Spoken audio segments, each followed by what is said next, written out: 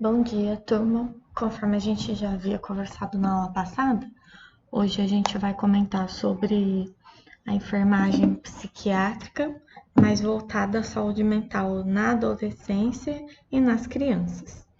Então, a gente começa a conversar um pouquinho, falando que cerca de 20% dessas crianças apresentam algum distúrbio mental que tenha algum diagnóstico. A gente sabe que a fase de desenvolvimento infantil, seja de crianças e adolescentes, ela é cheia de novas descobertas e isso já gera uma ansiedade.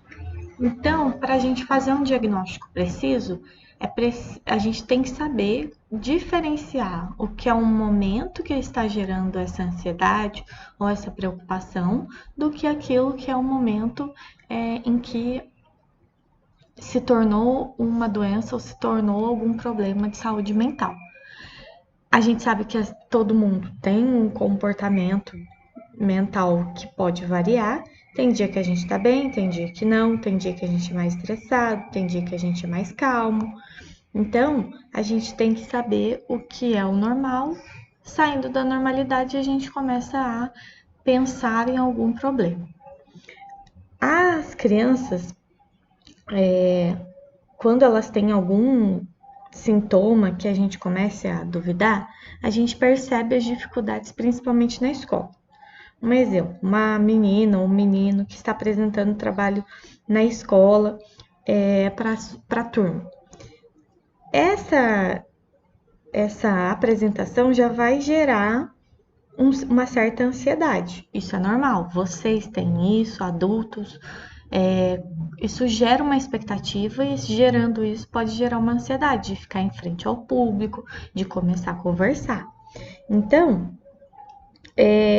esse receio dessa criança só pode ser visto como um transtorno de ansiedade social que ela está se apresentando ao público, se esse medo dela é grave o bastante para causar uma aflição, então ela fica aflita, ela não sabe o que fazer com a mão, ela não sabe o que falar na frente, e que isso lhe impeça de realizar essa atividade. Então a gente está falando de uma criança que vai apresentar um trabalho para a turma. Se coloquem no lugar, vocês adultos já têm essa ansiedade. Imagine para a criança se portar na frente de uma turma, da turma dela, que é uma fase que a gente sabe que tem piadinhas, que tem gracinhas, que um quer ser mais do que o outro. Então isso já gera uma certa ansiedade. A gente só pode dizer que ela está tendo uma crise de ansiedade quando esses sintomas são tão grandes, são tão exacerbados, ou seja, é tão nítido que isso impeça essa criança de realizar essa apresentação na frente da classe dela. Então, ela não consegue falar na frente da turma, ela não consegue ler, ela não consegue ficar parada lá na frente, devido ao medo. Ela fica aflita de não conseguir, de não fazer e acaba não fazendo. Então, existe a ansiedade em si e existe aquele período aquele momento que a gente fica com um certo receio de ir na frente da turma. E é isso que a gente precisa aprender a diferenciar, certo? Então, a gente vai ver um pouquinho dos principais doenças, né, das crianças ao longo da aula.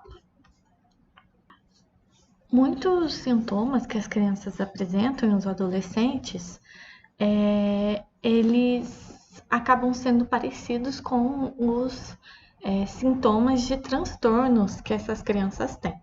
Então, às vezes, algumas estratégias que a gente acaba utilizando para tratar o comportamento da criança, não estou falando em doença, sim no comportamento. A gente também consegue usar isso e aplicar para tratar o transtorno da criança. Então, é a conversa, são brincadeiras lúdicas, e isso vai variando de acordo com a idade. E quanto mais a gente diminuir, tratar o comportamento dela que está alterado, conduzir o problema dela de uma forma eficaz, a gente consegue fazer com que lá na frente, na vida adulta, ela tenha uma, vamos dizer assim, uma redução no risco dela ter um transtorno de humor, um transtorno de ansiedade mais severo na vida adulta. Então, a gente precisa começar a tratar, mesmo que sintomas leves agora, para depois, na vida adulta, ela não realmente ser um transtorno, uma doença mental em si, certo?